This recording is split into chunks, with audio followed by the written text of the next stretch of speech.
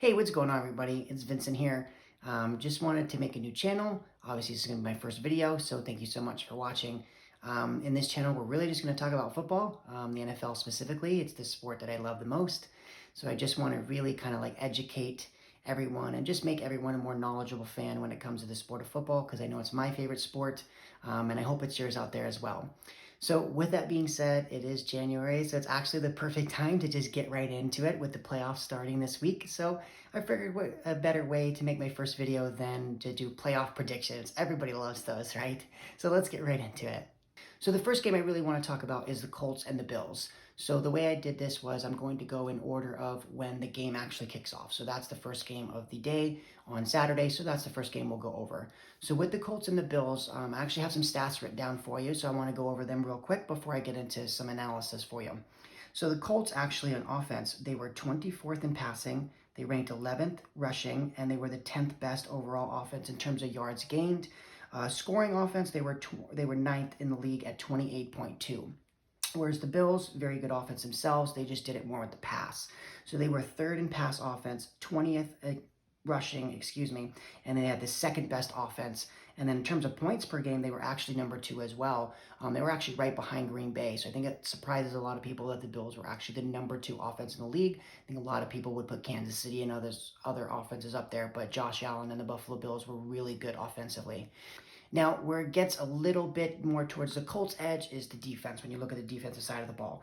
So the Colts were actually 8th in total defense in terms of yards allowed. They were 20th against the pass, not so great, but they were number 2 against the run.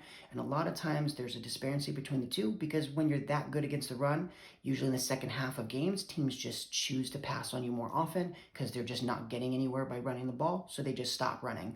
So that's kind of why they're ranked 20th. But their defense as a whole is actually very good, which is why in scoring defense, they were the 10th best defense overall. Whereas Buffalo, kind of average, middle of the pack in almost every category. They're 14th in total defense, 13th against the pass, they're 17th against the run, and they're 16th in points. So obviously when you look at that, the Colts have a little bit of an edge on the defensive side of the football. They're just a better defense overall.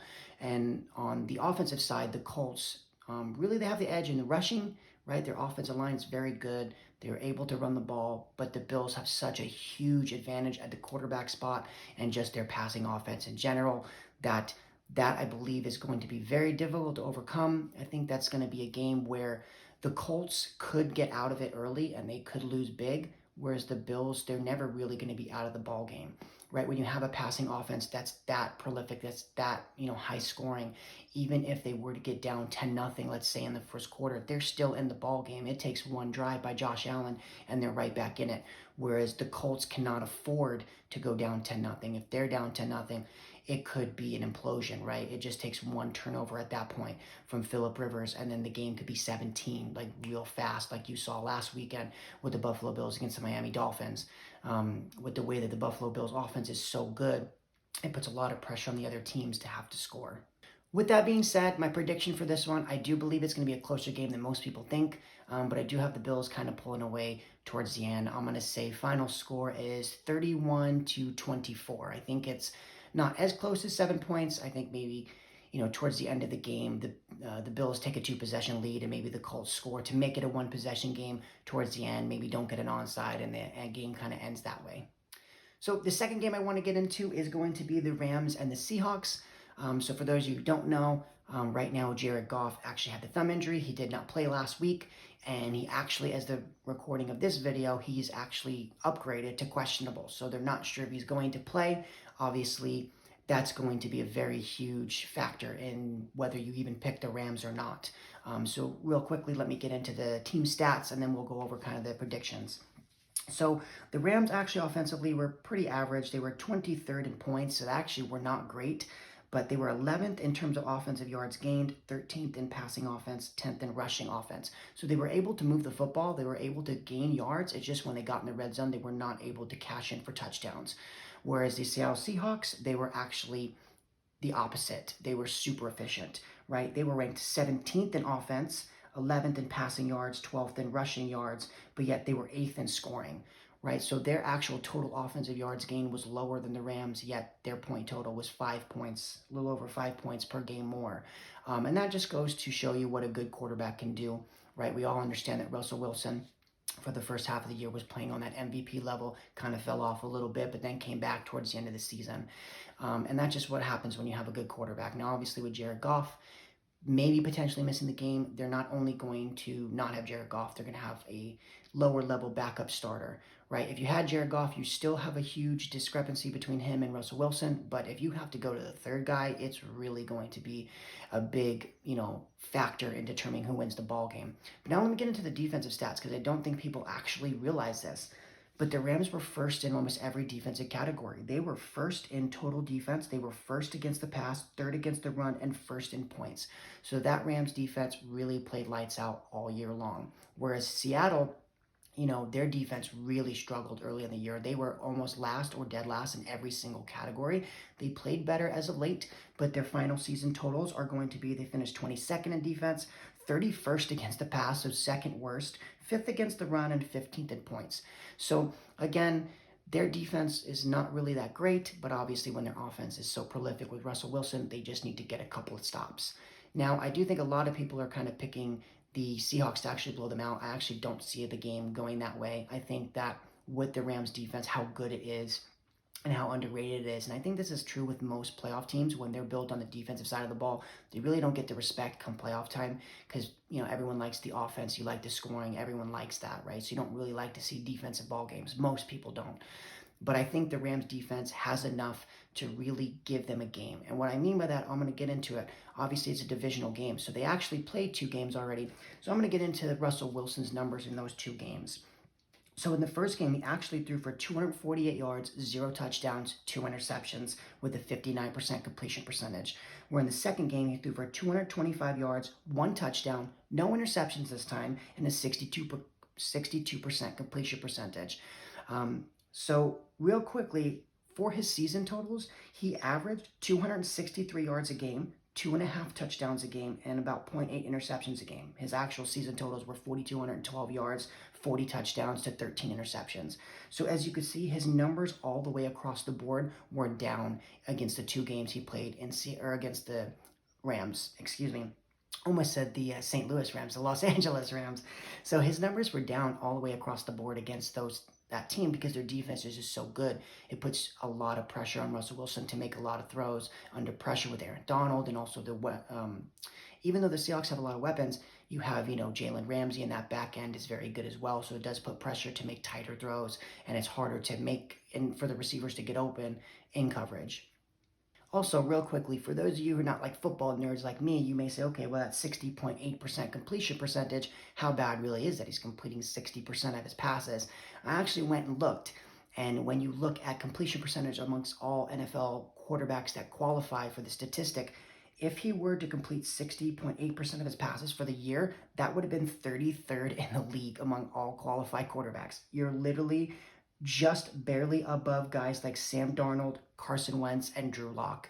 And even Dwayne Haskins would have completed more than 60.8% of his passes.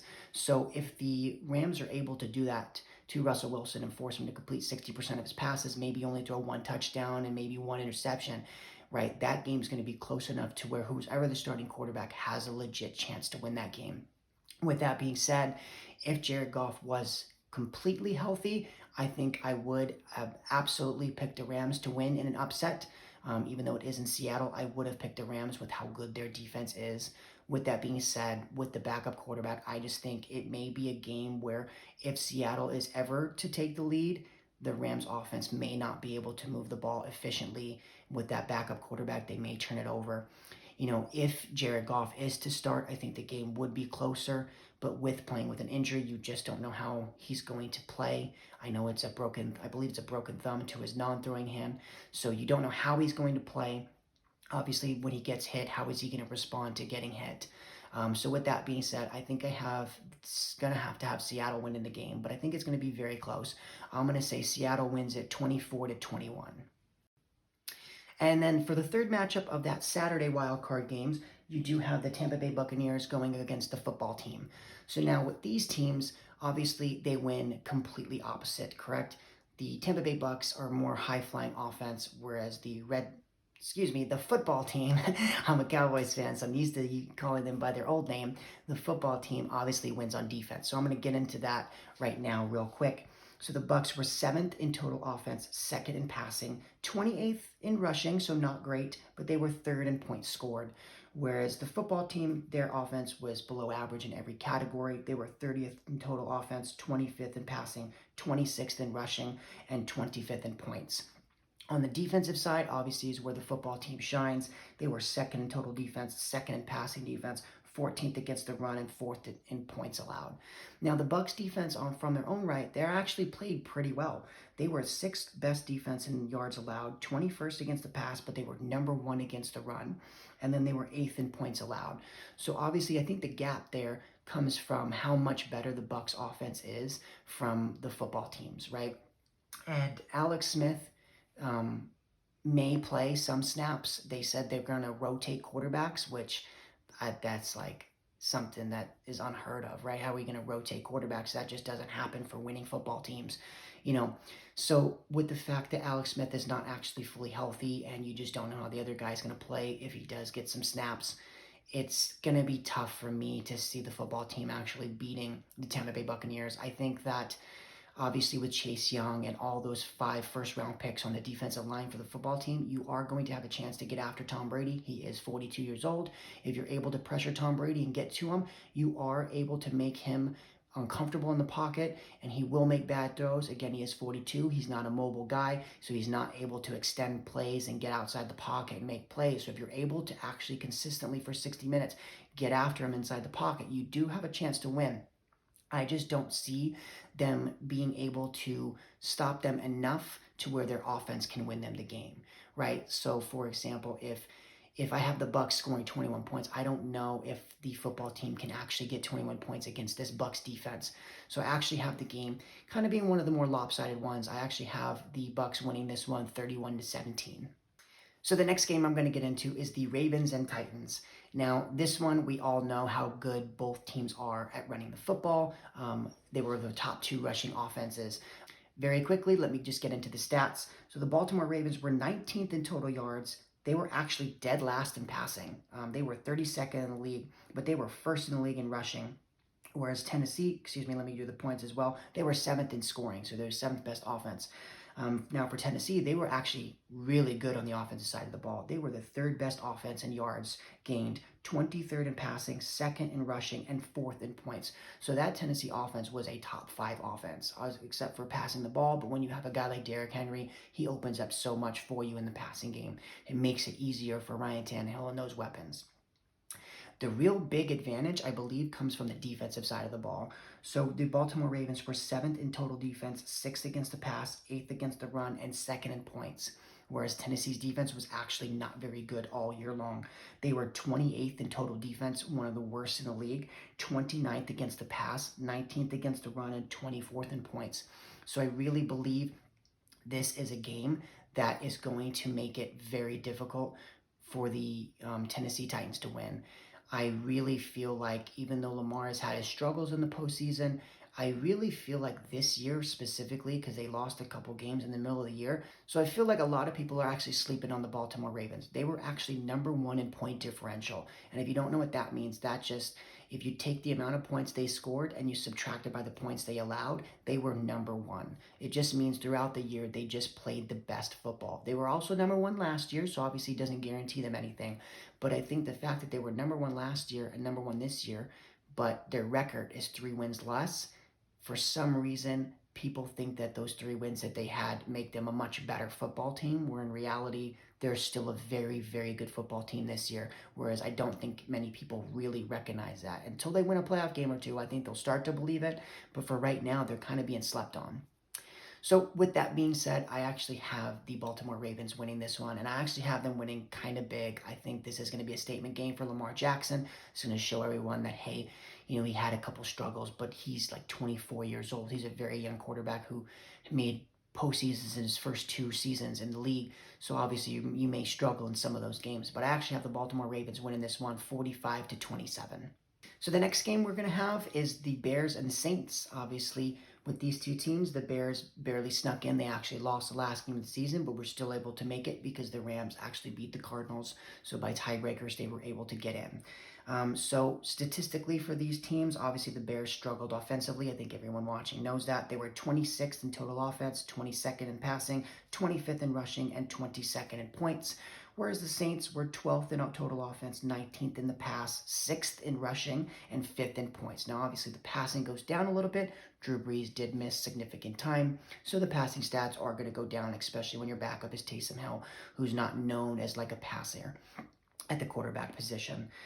Defensively, though, I think the surprising thing is the Saints defense was actually statistically better than the Bears. So I'm going to get into it real quick.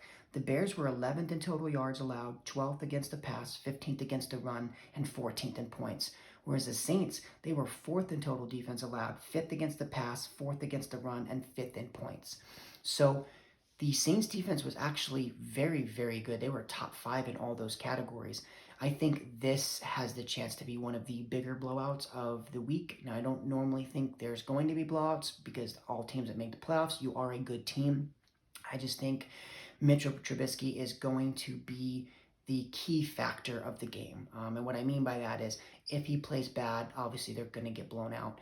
If he plays decent, I think it could give them a chance, but I do think he's going to have to play very well.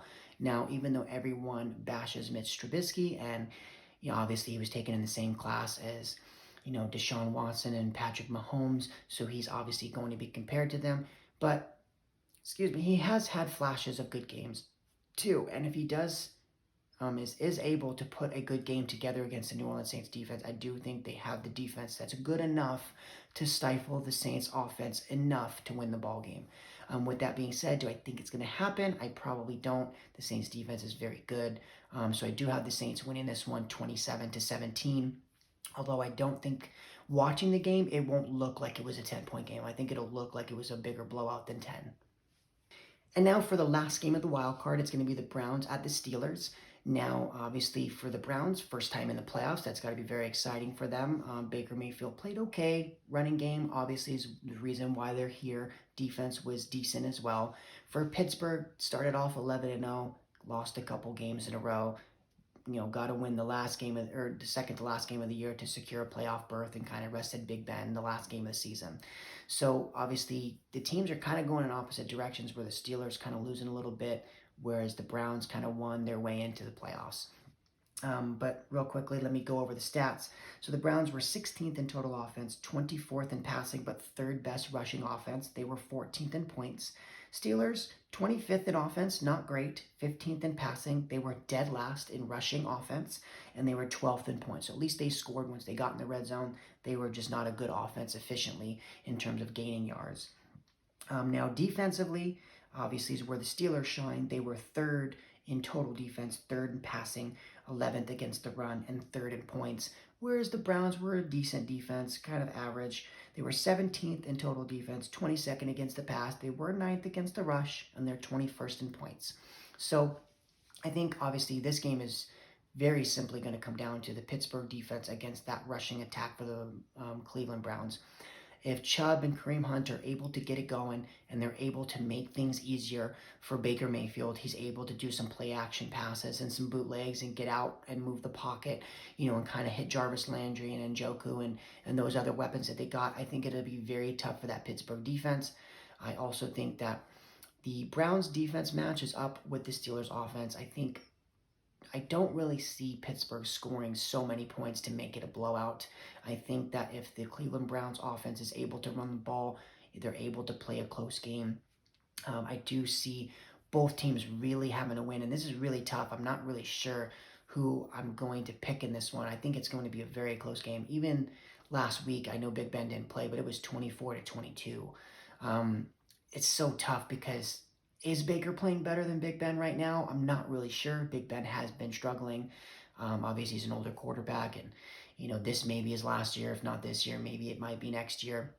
So if you're Pittsburgh, you got to start thinking about another quarterback. But for this game specifically, I'm not really sure who the better quarterback is. I am sure who the better defense is, and we are definitely sure who the better running attack is with Cleveland. I think it's really going to come down to the quarterback play, which one makes the bigger plays, and also which one limits the bigger mistakes. I think just from experience, I'm just going to have to go Roethlisberger in this one. I just think that he'll be able to make enough plays when it counts to give themselves a victory. Actually, obviously, this one I think is going to be very close as well. I'll say that Pittsburgh wins at 27-24. So there you have it. That is all my winners for the wild card round. Now, like I said in the title of the video, it's going to be my playoff predictions. So it's not just for the wild card. I'm actually going to give you who I think is going to get to and win the Super Bowl. And then, next week when the games are over, I'll post another video and see which ones I got right and which ones I got wrong. And, we'll be able to kind of look at that together. So, of course, with the teams that I have winning, the matchups will actually be the Chiefs against the Baltimore Ravens, the Bills against the Pittsburgh Steelers, and then the NFC, you're going to have the Green Bay Packers playing the Tampa Bay Buccaneers, and you're going to have the New Orleans Saints playing the Seattle Seahawks, sorry. Now, the first game I actually want to get into is going to be that Bills-Steelers game. Now, obviously, they did play. The Bills were able to run away with the game in the second half. But that first half was very close, right? Pittsburgh did do a pick six to end the game to kind of give the Bills some life, whereas their offense looked completely just stagnant the entire first half, which was surprising to watch because the Buffalo Bills have been so good offensively all year long. But you knew going up against a tough defense like the Pittsburgh Steelers, it was going to be a close game. And then just to watch what they did in the second half was pretty amazing, actually. It was so shocking, even though the Bills' offense had played so good all year, but to see what they did was crazy. I'm not going to really get into the numbers. I already went over the numbers. I'm just kind of going to go over it very quickly. I actually do think the Bills will win. Again, it's really Roethlisberger. I don't think he's playing very well. And I think in a playoff game, even though their defense is good, their defense has to be elite in order to win that ball game. Again, you also, if you're Pittsburgh, you have the last ranked rushing attack. So all the offense falls on Big Ben's shoulders. I just think it's going to be too much. Whereas if all the offense has to fall on Josh Allen's shoulders, he's shown this year he's actually capable of winning you a ball game single-handedly with the weapons that they have. I do think it's going to be a closer game than the first game, but I do have the Buffalo Bills pulling it away, even though this one's going to be in Pittsburgh. I do have, or I'm sorry, it is in Buffalo. Buffalo did get the 2 seed. My mistake. I do have Buffalo winning this game 27-24. I do think it's going to be close, though. Now, let's go over to the NFC and go to the Saints and Seahawks game. Now, this game is going to be very interesting because I think the roster for the New Orleans Saints is significantly better than the roster for Seattle, but I think the very big edge obviously goes to the quarterback position, which is a little crazy saying that because Drew Brees is on the other side, but he has struggled a little bit this year, and Russ has played like an MVP at times, so I do think that helps them a lot. But in the football game, I think that the Saints are the better team. I think Russell Wilson is going to have to play out of his mind in order to win the game. It is going to be in New Orleans. They do have Alvin Kamara. They do have Michael Thomas, right? They have so much talent on that defensive side of the football. I think it's going to be very difficult. Russ can definitely win it. He's won games like this before. I just think that the New Orleans Saints will advance. I'm going to pick them to win the ball game 30-27. I think it's a very close ball game, though. Now for the 1 seeds, we'll start in the AFC. We'll go Kansas City playing the Baltimore Ravens. Now Kansas City, obviously Patrick Mahomes, best player in the NFL today. They were rolling 15-1, right? But we did see last year, and we've seen throughout the years actually, that 1 seeds don't always win. So I don't think it's a foregone conclusion that they win. You are going up against the Baltimore Ravens, which, like I said, they were first in point differential. So you are going up against a very good football team. But real quickly, I wanted to get into that whole aspect of the 1 seeds and 2 seeds, right? I think a lot of people think that if you're the 1 or 2 seed, you just automatically go to the championship game and into the Super Bowl. And that's actually not true. It actually happens probably less frequently than you think. I actually went over the last 10 years, and over the last 10 years, there was a few times where the 1 or 2 seeds did not make it to the conference championship game. Obviously, last year, 2019, the Baltimore Ravens did not make it. In 2016, the Dallas Cowboys was the 1 seed, my team. They didn't make it to the conference championship. And Kansas City actually was the 2 seed in the AFC that didn't make it. Then in 2014, the Denver Broncos were the 2 seed. They didn't make it. In 2013, Carolina, 2 seed, they didn't make it. In 2012, Denver was the 1 seed, and they also didn't make it. Again, that was the game against the Baltimore Ravens where Ray Lewis went out with his championship, where Joe Flacco threw that Hail Mary pass right at the end of the game, and he just beat the safety, and the safety just let him run into the end zone, go into overtime. Also in 2011, the Green Bay Packers were also 15-1 like Kansas City and did not win a playoff game. They lost to Eli and the New York Giants. That was the game where Hakeem Nicks scored the touchdown right before half to give them kind of a bigger lead to kind of hold on to towards that second half. And in 2010, both the New England Patriots and the Atlanta Falcons were both 1 seeds that did not make it. So it actually happens pretty frequently. Sometimes both 1 and 2 seeds get there, but again, it does not guarantee that they're going to make it just because they were a top 2 seed. With that, going into the game, again, statistics for the teams I kind of already went through that for you guys. So I really feel, and with next week's video, I'll probably get into more of Kansas City's actual statistics, but I want to kind of condense the rest of this video. I really feel like the Baltimore Ravens are going to go into Kansas City and they're going to get a win. I just think that the way the Baltimore Ravens are playing, it's not as well as they were playing last year, but they are playing very well. And I think because they're 11-5 and not 14-2, people don't realize how good of a football team they are and how good they're actually playing. Now let's go to the number 1 seed in the NFC. You got the Green Bay Packers going up against, the Tampa Bay Buccaneers. Now, obviously, these two teams played in the regular season. The Bucs absolutely crushed them. I obviously don't think that that's going to be a repeat performance. If you actually watch the game, the Green Bay Packers went right down the field the opening drive. I believe it was opening drive. They scored a touchdown. They got a stop, and Green Bay had the ball, and you thought that this might be another route, and then it went pick 6, and then they got the ball right back, and then another pick down to the 5-yard line, and within the blink of an eye, it went from you thought Green Bay was going to run them out of the building to now the Bucs have a 7-point lead. It was a very weird kind of game, and Rodgers, I believe, has about 6 picks on the season. So for him to have thrown 2 in 1 game and he threw 6 all year is a little crazy. Now, with that being said, I do think rust does play a factor, right? If you do get that bye week, it's good and bad, right? You get to rest. Obviously, no David Bakhtiari, the left tackle for the Green Bay Packers. I think that's going to be a huge loss for them. And again, I think I actually have the Bucs winning this game. I think it's going to be much closer than the first game. I don't think it's going to be a blowout. I just think that there is so many weapons on this Tampa Bay Buccaneers offense. It's going to be hard to stop because even though you do have Yari Alexander, I think I'm saying his name right, you do have him who he is a top corner in the league today. He can only shut down one guy. So if he shuts down Mike Evans, you still have Chris Godwin, you still have Gronkowski, you still have Antonio Brown. You have so many weapons on that Tampa Bay Buccaneers offense that I think it's going to be tough to stop. I do think it's going to be tough for the Buccaneers to stop Green Bay's offense as well. I have this one obviously being a shootout. I do have the Tampa Bay Bucs winning this one 38-35. Also, I realized I did pick the Ravens to win and did not give you guys a score. Kind of just barely thinking about it right now. I'll say that the Ravens are going to win the ball game. I think they're going to have to put up a lot of points to match with Kansas City. So I'm going to say they win the ball game 41-35. Very close ball game. So there's that for you. I have your Super Bowl matchup. We're going to have the Baltimore Ravens going up against the Tampa Bay Buccaneers. This is going to be obviously, old versus new, right? You have the 43-year-old in Tom Brady and then the 24-year-old in Lamar Jackson trying to get his first championship.